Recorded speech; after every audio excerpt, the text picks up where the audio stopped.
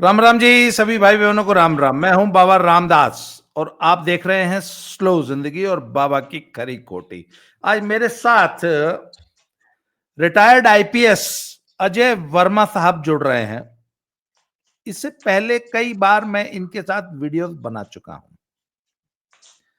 अगर दर्शकों को याद होगा तो आप बिहार कैडर में आईपीएस ऑफिसर थे और मैंने पुरानी वीडियोस अगर आप मेरे उठा के देखेंगे, दर्शकों को याद दिला दूं तो अपने करियर की बिल्कुल शुरुआत में ही इनको एक बहुत मोटी रकम, जो कि उस जब जी 1 लाख रुपया जब बड़ी रकम हुआ करती थी, मैं आपको बाद बता में दूं, बात करेंगे, जरा जरूरी काम करेंगे। जब 1 लाख रुपया बड़ी रकम होती थी, उस जमाने में 50 लाख रुपए की इनको रिश्वत एक ऑफर की गई थी एक काम के एवज में, जिसके लिए इन्होंने मना कर दिया था। और फिर ये सारी जिंदगी उस करप्ट सिस्टम से ही लड़ते रह गए। अब खैर रिटायर्ड हैं, पटना में रहते हैं आजकल, अपने बेटी के पास नोएडा गुड़गांव आए हुए हैं, गुरुग्राम। तो सर अजय वर्मा सर, स्वागत है आपका, बहुत बहुत धन्यवाद प्रणाम आपने बाबा समय जी, दिया। आपको और आपके सभी दर्शकों को मेरा प्रणाम है। जय भोले तो शंकर। जय भोले शंकर। कल पंजाब में एक केस हुआ है सर, एक डीआईजी साहब अपने ऑफिस में मोहाली में 5 लाख रुपया नगद रिश्वत लेते पकड़े गए।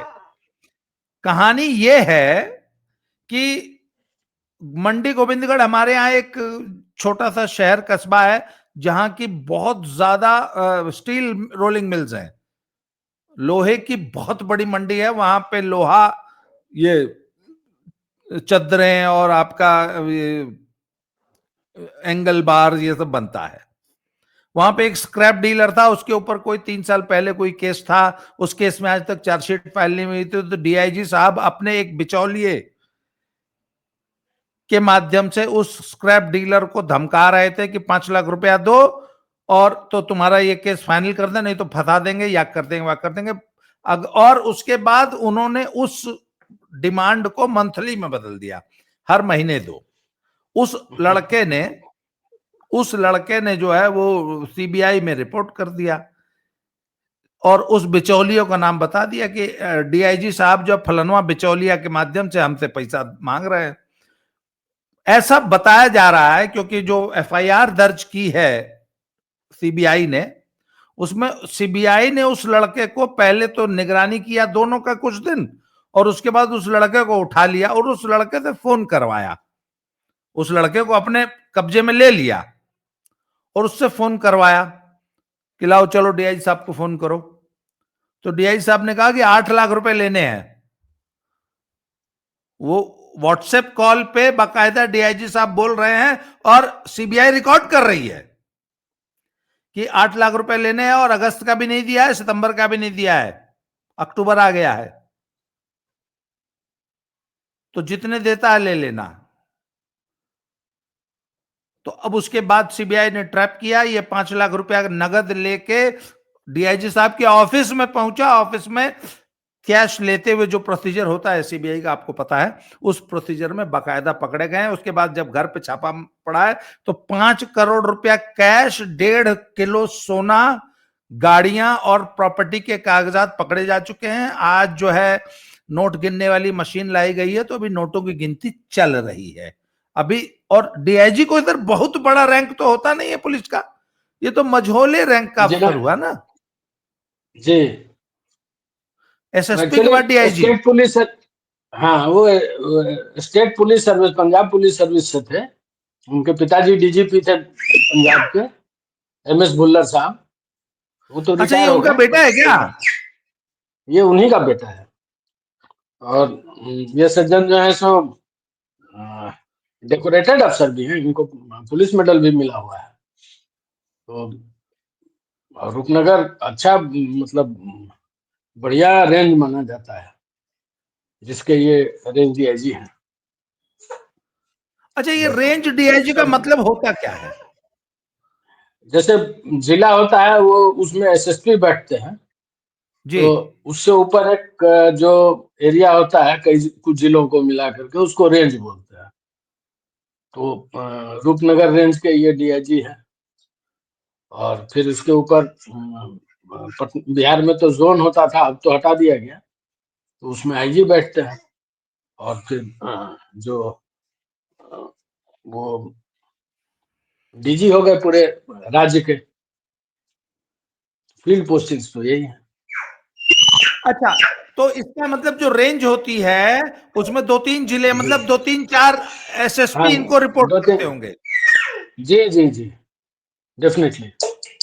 अच्छा, तो ये मंडी गोविंदगढ़ वसूली कर रहे थे, रोपड़ में रूपनगर बैठते हैं, रूपनगर के बगल में एक तो आ जाता है आपका नवा शहर। वो बच्चे कुछ करने दीजिए सर, वो अपना काम, मेरे को मैं हमारे वीडियो ऐसे ही बनते हैं। तो ये बताइए कि रूपनगर के बगल में नवा शहर, नवा शहर के बगल में खन्ना पुलिस डिस्ट्रिक्ट है, खन्ने में के 4 किलोमीटर दूर है मंडी गोविंदगढ़।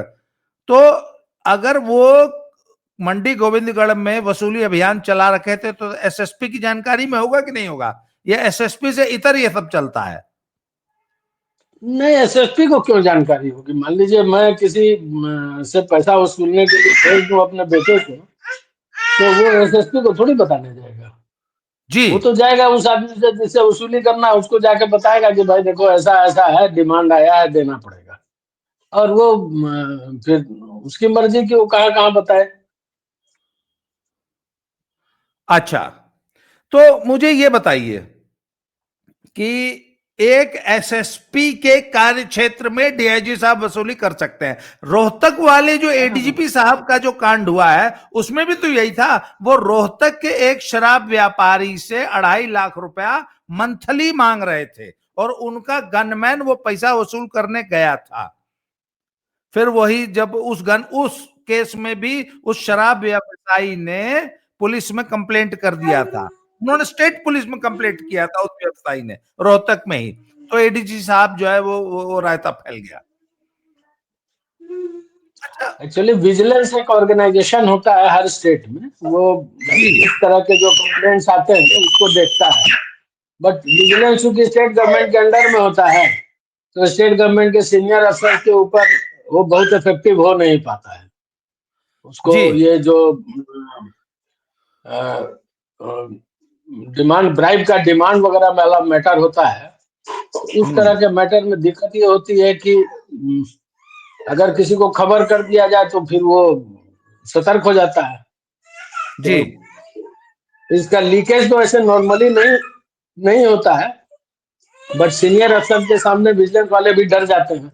और विजिलेंस में भी जो जाते हैं वो तो पुलिस अफसर होते हैं, तो उनको तो पता है कि ये कल के डेट में रिलीज होकर आएगा, तो हो सकता है विजिलेंस में इसकी पोस्टिंग हो जाए, तो फिर हमको जी। परेशान करेगा। तो इस ख्याल से वो स्टेट गवर्नमेंट के अफसर्स को जनरली वो इफेक्टिव हो नहीं पाता सीनियर अफसर्स के ऊपर विजिलेंस।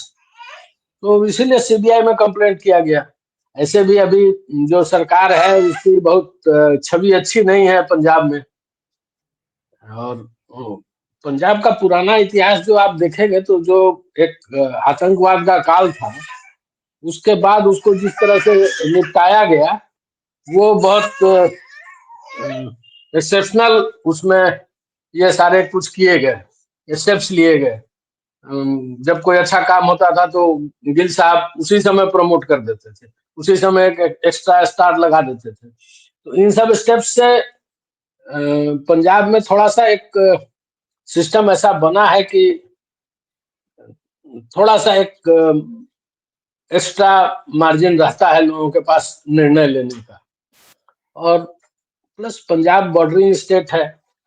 आप देख ही रहे हैं कि प्रधानमंत्री के काफिले को रोक दिया गया पुल पर। तो इस सब तरह के चीजों को देखते हुए हम लोग ये समझ सकते हैं कि पंजाब में कुछ एक्स्ट्रा हिम्मत होती है लोगों के पास, अफसर्स के पास। अपना घर में कौन 8 करोड़ रुपया 10 करोड़ रुपया रखेगा और इतना सारा गोल्ड ज्वेलरी रखेगा? ये तो कोई बेवकूफ भी नहीं रखेगा। और कैश मांगना मांगना तो मान लीजिए फिर भी एक समझ में आता है, लेकिन ये जो सिस्टम्स हैं घर में रखने का, घर में एक बार पकड़ में आ जाए तो फिर तो आपका दोनों दो केस हो जाएगा ना।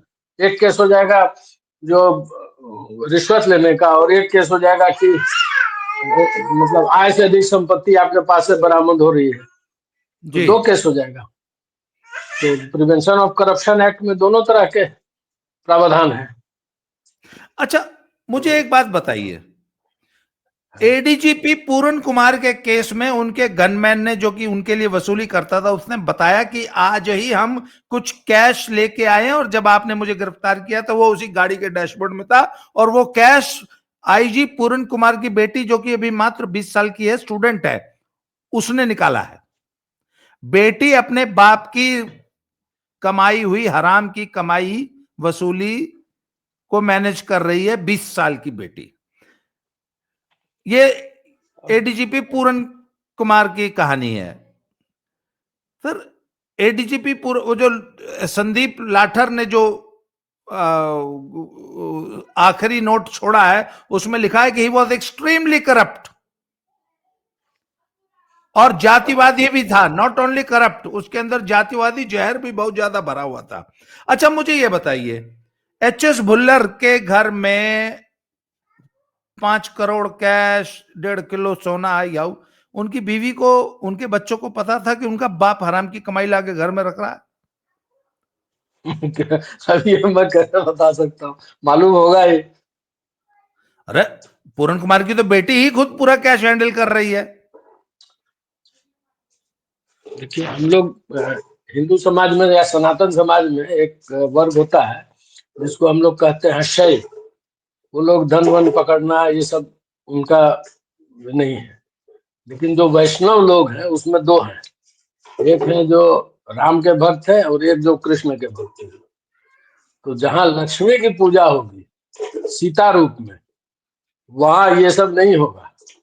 लेकिन जहाँ पर लक्ष्मी की पूजा राधा रूप में और सत्यभामा रूप में, इन सब रूपों में होगी, तो वहां पर थोड़ा सा लक्ष्मी जी ज्यादा पावरफुल हो जाती है। उनके साथ साथ आता है उनका उल्लू, तो दिमाग को वो खराब करते हैं।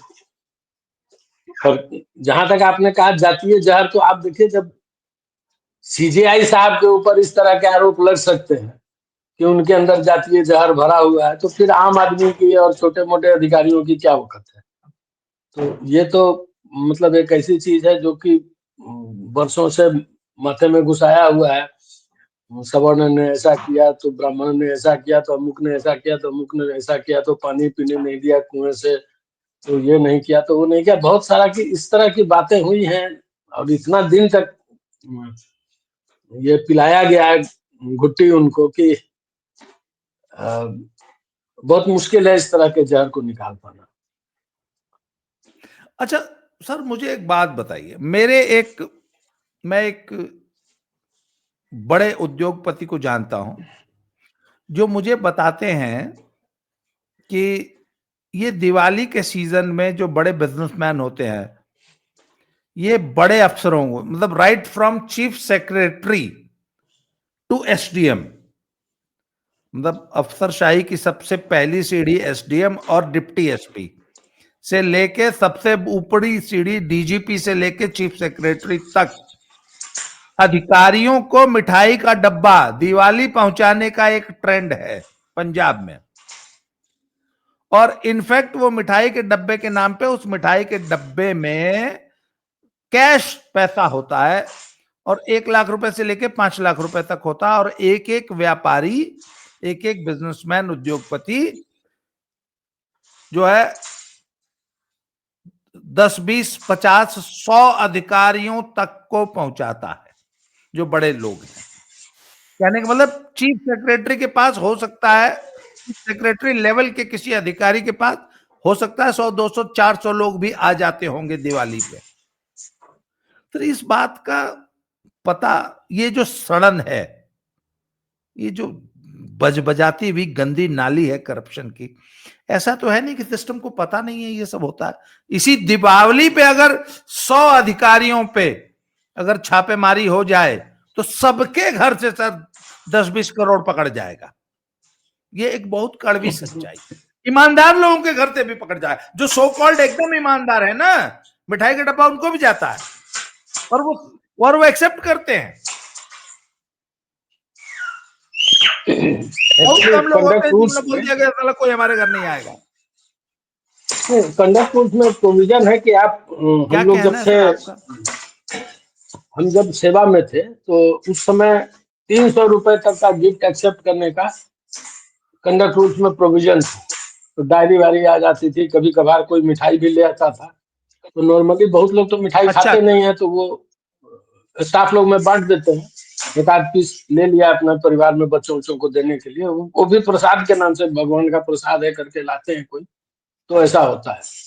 बट ये जो डिब्बे में कैश आ जाए तो फिर वो बेचारा पदाधिकारी एकदम ड्यूटी बाउंड है कि उसको अरेस्ट करे कि भाई ये तो ऐसा ही इन्होंने किया है। गुजरात में मैं अपने बैचमेट के यहाँ गया था, तो वहां मैंने देखा सीढ़ी के नीचे दो रखा हुआ है वॉशिंग मशीन। उसके बाद मतलब 4-5 वॉशिंग मशीन मैंने देखा उनके घर में। तो मैंने पूछा कि भाई क्या तुमने ये खोला है लॉन्ड्री वगैरह का क्या कुछ? तो बोला नहीं भाई, यहाँ बहुत गुजरात है, यहाँ पे दिवाली के समय में बिजनेसमैन लोग आकर के ये वॉशिंग मशीन तो टीवी तो इस तरह की चीजें दे जाते हैं, यहाँ रिवाज है। तो मेरे घर में तुम देखोगे हर एक कमरे में लगा हुआ है टीवी, और उसका बुरा असर हमारे बच्चों पर पड़ रहा है, पढ़ने में उनको दिक्कत होती है। तो मैंने वो लगा दिया है कि भाई इतने बजे से इतने बजे तक केवल खुलेगा, बाकी टाइम बंद रहेगा। और बोले अब क्या करेगा, कोई ले तो जाता नहीं ट्रांसफर में, कहे कि जिस क्वार्टर में जाएगा वहां पर भी उसको यही सब मिलेगा, और हर साल रिन्यूअल होता रहेगा, कोई ना कोई सामान आता रहेगा। तो ये व्यवस्था है, इस तरह की बनी हुई है। और 3,000 से ऊपर का सामान तो लेने का अलाउड ही नहीं था। 300 से 3,000 तक हुआ था हमारे सेवा काल में। अब क्या चल रहा है हम नहीं कर सकते, बस कुछ थोड़ा सा गिफ्ट अलाउड है, बट एकदम बिल्कुल जो इनसिग्निफिकेंट हो। पैसा तो आप ले ही नहीं सकते, पैसा कैश के फॉर्म में लेना अलाउड नहीं है। तो जो कर रहे हैं तो वो अच्छा, भुगत भी मुझे रहे हैं ये कुछ लोग। बताइए, अब मुझे एक साइकोलॉजी बताइए भाई, आप के जैसे अधिकारी भी हैं जो आज भी अभी कौन सी गाड़ी है आपके पास? मारुति 800 है, कौन सी है? मेरे गाड़ी बताइए मारुति कि है, नहीं आप ऑल्टो, मारुति रिटायर हुए ऑल्टो कितने है। साल हो गए? अच्छा, ऑल्टो है आपके पास। रिटायर हुए हाँ, कितने साल हो गए आपको?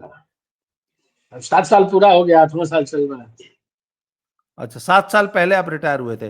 वैसे जरा मुझे याद दिला दीजिए, मैं भी भूल गया हूं, जब आप वो जो केस हुआ था, वो उसमें कितना रिश्वत ऑफर हुआ था आपको? किस साल की बात है जब आपने वो सब किया था कांड? वो 97 की बात है, 1997 में वो बिहार में एक बड़ा सा कोल स्कैम हुआ था। क्या हाँ, होता कोयला था कि घोटाला था कुछ। वो कोयला आता था पावर प्लांट्स के लिए, और उसमें कोयले के जगह मतलब कोयला कम पत्थर ज्यादा होता था। और वहां पर हाँ एक कोल इंडिया का अफसर रहता था जो सर्टिफाई करता था कोलेट जहाँ से शुरू होता था मालगाड़ी, कि ये बढ़िया कोयला है। और वो जब डेस्टिनेशन पर पहुंचता था तो उसमें पत्थर बहुत मिलता था। तो अम, उसके वजह से कोल आपका ये कोल पावर प्लांट बंद हो जाएगा अगर आपने कोयला रिसीव नहीं किया। तो उससे क्या होता था कि डर से लोग रिसीव कर लेता था कि हमारा प्लांट बंद हो जाएगा, बेइज्जती हो जाएगी हम लोगों की। तो उसके वजह से काफी दिन से चल रहा था, 5 साल से करीब चल रहा था घोटाला। तो एक मुस्लिम जेंटलमैन थे, वो कांटी थर्मल पावर स्टेशन के जनरल मैनेजर बन के आए, अनविलिंग थे वहां जाने के लिए, और बहुत दिन तक मिडिल ईस्ट वगैरह में रह करके आए थे, काम वाम करके आए थे। तो उनको पैसे की कोई दिक्कत नहीं थी। तो उन्होंने आते आते कांटी थर्मल पावर प्लांट को बंद कर दिया कि मेंटेनेंस कर रहे हैं। कोयला तो रोज आता था, एक एक गाड़ी या 2 गाड़ी, तो वो रखवाते गए। 6 महीने का स्टॉक उन्होंने कर लिया। उसके बाद उन्होंने कहा अब नहीं अनलोड करेंगे, ये इसमें पत्थर है। और पत्राचार चलते रहा। उधर कोल मिनिस्टर थी कांति मैडम, वो भी हाँ आरजेडी की, और यहाँ सीएम वो भी आरजेडी, दोनों गवर्नमेंट आरजेडी। तो चलता रहा पत्राचार, और डेमेरेज इतना ज्यादा हो गया कि अब ये तय होना था कि साहब ये डेमेरेज कौन देगा, इलेक्ट्रिसिटी बोर्ड देगा या कोल इंडिया देगा। तो कोल का सैंपल वैंपल बनने की बात हो गई। वो कोल का सैंपल बनवाने का जिम्मा हमको दिया गया कि आप इसकी सुरक्षा प्रदान कीजिए, कोल सैंपल डिस्टर्ब नहीं होना चाहिए। तो पूरे मालगाड़ी का इतना बड़ा एक समझिए पैकेट बना कोल सैंपल, उसका जो प्रोसेस है, और उसमें से इतना सारा टेस्ट हुआ, मतलब ग्राम से भी कम। और वो टेस्ट हुआ बेंगलोर में। तो वहां पूरा बनवाया हमने और बेंगलोर ले गए टेस्ट कराने के लिए। उसी समय कोल इंडिया के ऑफिसर्स के तरफ से ही किसी आदमी ने मुझे वो 50 लाख का ऑफर किया कि आप 50 लाख ले लीजिए। मैंने कहा मैं 50 लाख लूंगा, रखूंगा कहाँ, मेरे पास कौन सा जगह उस है। वक्त आपकी सैलरी कितनी थी? उस वक्त सैलरी आपकी कितनी थी? 2000 वगैरह के 2-3 हजार होगा, 4000। हाँ, तो मतलब 2-3 हजार रुपया कमाने वाले व्यक्ति को 50 लाख का ऑफर हुआ था 1997 में, फिर आपने मना कर दिया, वो पूरी स्टोरी। वो तो मतलब मेरे उससे बाहर था। उन्होंने, जिन्होंने मुझे ऑफर किया, उन्होंने ये बताया कि आप उतरेंगे वहां बेंगलोर में तो मिस्टर कांति सिंह आपसे मिल लेंगे और वही आपको पैसा दे देंगे। तो मैं जब बेंगलोर उतरा तो बहुत सारे लोग प्ले कार्ड लेके खड़े थे। तो मेरे नाम का भी प्ले कार्ड रहा होगा, मैं अपना निकल गया, मुझे कौन पहचानता था उधर बेंगलोर में। और उसके बाद मैंने फोन किया अपने एक बैचमेट को कि भाई मैं तो एयरपोर्ट पर आया हूँ, और तो बोले बस चले जाओ कहीं जाकर के कोई होटल वोटल में चेक इन कर लो। उस समय ये आधार कार्ड वगैरह का झमेला था नहीं, तो आप किसी नाम से टिक सकते थे। तो खैर मैं तो होटल नहीं गया, मैं किसी फ्रेंड के गेस्ट हाउस में चला गया। और वहां से फिर मैंने मित्र को कहा कि मुझे गाड़ी देना, मैं आ जाऊंगा। तो जो गए होंगे मुझे रिसीव करने, वो परेशान होते होंगे कि भाई पहुंचा नहीं ये लड़का। तो वो तो उसके बाद तो उनका मर्डर हो गया ना। जो हमारे मिनिस्टर थे वो हमको बहुत मानते थे। क्या नाम था मिनिस्टर साहब का? आपकी आवाज चली गई बीच में, लगता है कोई नमस्ते। फोन आया आप। हाँ जी जी, आप आवाज नहीं आ रही। क्या हाँ नाम था हाँ। मिनिस्टर साहब का? तो हाँ, वो मिनिस्टर ब्रिज बिहारी है, वो भी रहे नहीं दुनिया में। हाँ, तो वो जिनको श्री जब मैं प्रकाश शुक्लवार दिल्ली जो से, है मारा था उसमें अस्पताल में। अच्छा, वो मिनिस्टर थे? हाँ अस्पताल, वो तो बहुत बड़ा अब माफिया वही थे। मिनिस्टर थे, एनर्जी मिनिस्टर। अब जो रहे हो तो हमको बहुत मानते थे। तो उन्होंने हमसे कहा कि साहब हम लोगों ने गलती कर दी बहुत बड़ी, अब मैं तो नहीं बचूंगा, आप अपना देखिएगा, जरा ध्यान रहिएगा, अलर्ट रहिएगा। क्योंकि अब उस समय तक तो इतनी समझ नहीं थी हम लोगों को कि ये कितना बड़ा गेम है। लेकिन चूंकि हम्म। मिस्टर कांति सिंह की बात आई थी, इसलिए मैं समझ गया था कि ये मिली भगत वाला मामला है।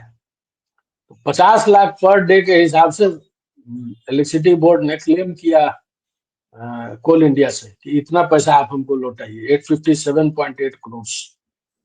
तो ये मुझे याद है। अब क्या हुआ उसके बाद, तो फिर मेरा वहां से दाल रोटी हट गया, तो फिर खत्म हो गया मेरा खैर, दूसरे कांटेक्ट। दर्शकों को हम इतना बताना चाहते हैं कि जिस व्यक्ति से आप बात कर रहे हैं उनकी तनख्वाह जब 3,000 रुपल्ली थी 1997 में, या 5 रही होगी, तो उस वक्त चार चार 50 पांच लाख, हो गई होगी उसमें। तब 50 लाख की रिश्वत आपने नहीं ली थी और उस केस को उसकी तार्किक परिणति तक पहुंचाया था। अच्छा, मुझे एक बात बताइए। आप बता रहे हैं कि एच.एस. भुल्लर जो है, इनके बाप भी डीजीपी थे, ये खुद जो है इतना पैसा, पर ये आखिर, मैंने बहुत से लोग देखे हैं, मैं एक व्यक्ति को ऐसे को जानता हूं जो सारी जिंदगी बहुत ईमानदारी की नौकरी किया, सिर्फ एक आईपीएस थे जम्मू कश्मीर में, वो अपनी ईमानदारी के लिए विख्यात थे। लोग बताते हैं, एक व्यक्ति को मैं जानता हूं, उसने बताया कि उन्होंने पूरी जिंदगी ईमानदारी से नौकरी की, सिर्फ एक पोस्टिंग उनको मिली थी जम्मू में, उसमें उन्होंने सिर्फ 6 महीना तक कुछ पैसा एक्सेप्ट किया था और अपना रिटायरमेंट प्लान, हर आदमी आपकी तरह आल्टो पे नहीं चलना चाहता ना बढ़ोतरी में, अभी भी आप 2 BHK में रहते हैं और अभी भी बच्चा खिला रहे हैं, अभी आपके घर में मतलब मैं दर्शकों को बता दूं कि इन्होंने कहा भैया वो लड़कवा जो है बहुत मतलब बहुत उत्पाती है, वो हम नहीं आपको वीडियो बना पाऊंगा। मैंने कहा यार लड़कवा को गोद में बैठा लेना, उत्पात करेगा तो करेगा। दर्शकों ने खुद देख लिया, मतलब इनके घर में बच्चा संभालने के लिए इनको खुद ही संभालना पड़ता है। रिटायर्ड IPS हैं, HS बरार वाली पोस्ट से ही रिटायर हुए हैं। तो सर सब हर आदमी आपकी तरह नहीं होता, तो उन्होंने अपने एक पोस्टिंग में 6 महीना पैसा थोड़ा सा जुटा लिए थे जिससे कम से कम थोड़ा सा कंफर्टेबली जी सके। और तो HS बरार जैसे लोग, ये HS भुल्लर जैसे लोग, इनकी क्या मानसिकता है सर? मतलब कितना पैसा इज एनफ, उसके बाद चलो यार ठीक है अब बहुत कमा लिए, बहुत कर लिया, अब आराम से रह ले। कोई बीमारी है मेरे समझ से, क्योंकि पैसे का कोई मतलब क्या उपयोग है? घर में रखा हुआ है पैसा, तो उपयोग क्या है? जिस पैसे को हम बैंक में भी नहीं डाल सकते, उस पैसे का उपयोग क्या है? थोड़ा बहुत मान लीजिए 1 लाख 2 लाख रुपया अगर किसी के पास एक्स्ट्रा है, तो वो तो थोड़ा बहुत तेल में खर्चा कर लेगा, कुछ सामान वामान ले आएगा कैश में।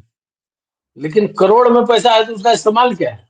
अगर बैंक में आप डालिएगा तो मान लीजिए 50-60 हजार रुपया महीना उससे आएगा, लेकिन ऐसा कैश क्या 5 करोड़ 10 करोड़ है पड़ा हुआ जो मतलब आपको छिपा के रखना है, और उसको छिपा के भी नहीं रख सकता है। तो वो एक मानसिक विकृति है, कोई बीमारी हम जिसको कह सकते हैं, साइकोलॉजिकल कुछ प्रॉब्लम है। इनसिक्योरिटी का लक्षण होता है तो लोग पैसे जमा करते हैं। मुझे ऐसा लगता है मेरा बच्चा मेरे को बुढ़ापे में नहीं देखेगा, मेरी बेटी ढंग से बात नहीं करेगी, तो मैं ठीक है चलो कुछ पैसा कमा लेता हूँ, ताकि कुछ पैसा किसी किसी को देता रहूंगा तो वो लोग मेरे साथ अच्छा व्यवहार करेंगे। ऐसा कुछ लोगों के अंदर हो सकता है, बट इस तरह से तो ये तो पागलपन है मेरे समझ से। ये कोई होशियारी, ये कोई बीमारी है। अच्छा अब क्या होगा HS भुल्लर का, अब होगा क्या आगे, आपको अभी क्या तो लग रहा उनको है? कोर्ट में प्रोड्यूस किया जाएगा, कोर्ट से उनसे उनका रिमांड लिया जाएगा, फिर उनसे पूछताछ अच्छी चाली खासी होगी, फिर उनको चार्जशीट किया जाएगा, उसके बाद फिर उनका कन्विक्शन होगा जब ट्रायल होता है। सेंट्रल गवर्नमेंट से मिल जाएगा, स्टेट गवर्नमेंट से, सेंट्रल गवर्नमेंट से सैंक्शन मिल जाएगा, क्योंकि इतना सारा कैश बरामद हुआ है, इतना सारा माल बरामद हुआ है, तो कोई भी गवर्नमेंट सैंक्शन देने में दिक्कत नहीं करेगी।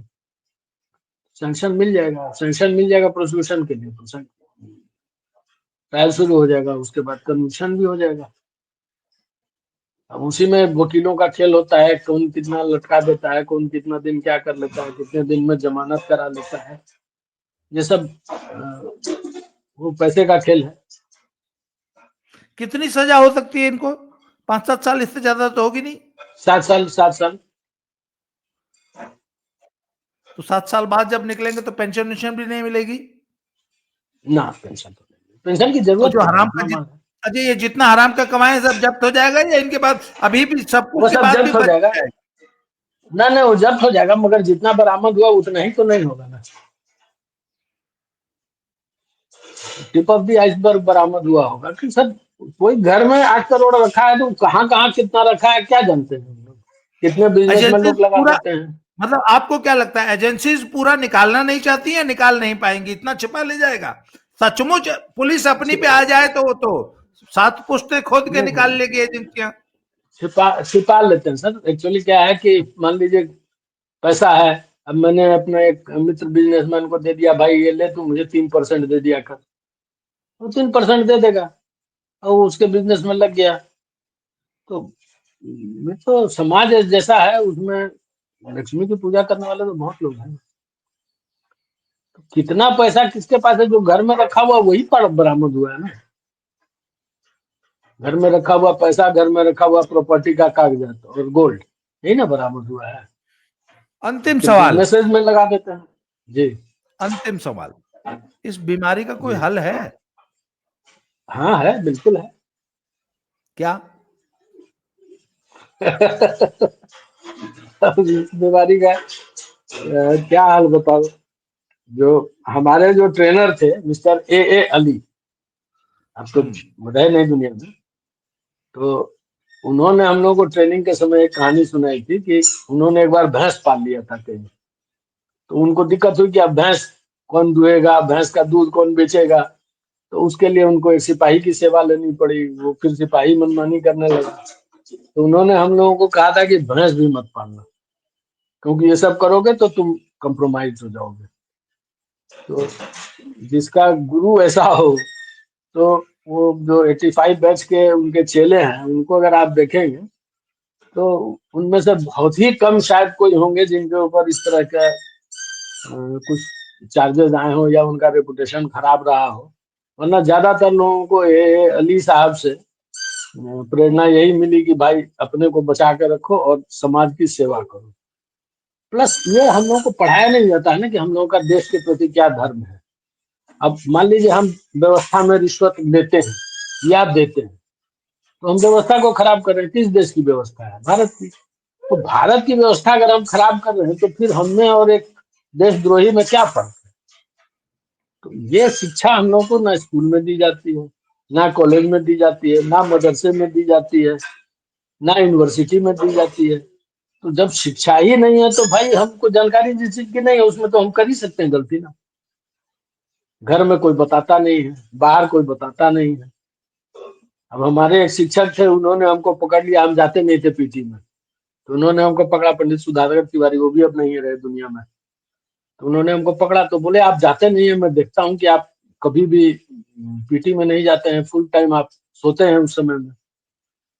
तो जब ऐसे देशभक्त हो तो देशद्रोहियों गद्दारों की क्या जरूरत है? तो मैंने कहा आप मुझे गद्दार कैसे कह रहे हैं? बोले आप नहीं जाएंगे पीटी में तो शरीर किसका कमजोर रहेगा? आपका। तो माता पिता का बुढ़ापा में सेवा नहीं कर पाएंगे, पढ़ेंगे नहीं ढंग से तो चपरासी बन जाएंगे, चाहे क्लर्क बन जाएंगे, तो उसी तरह का जीवन आपका रहेगा।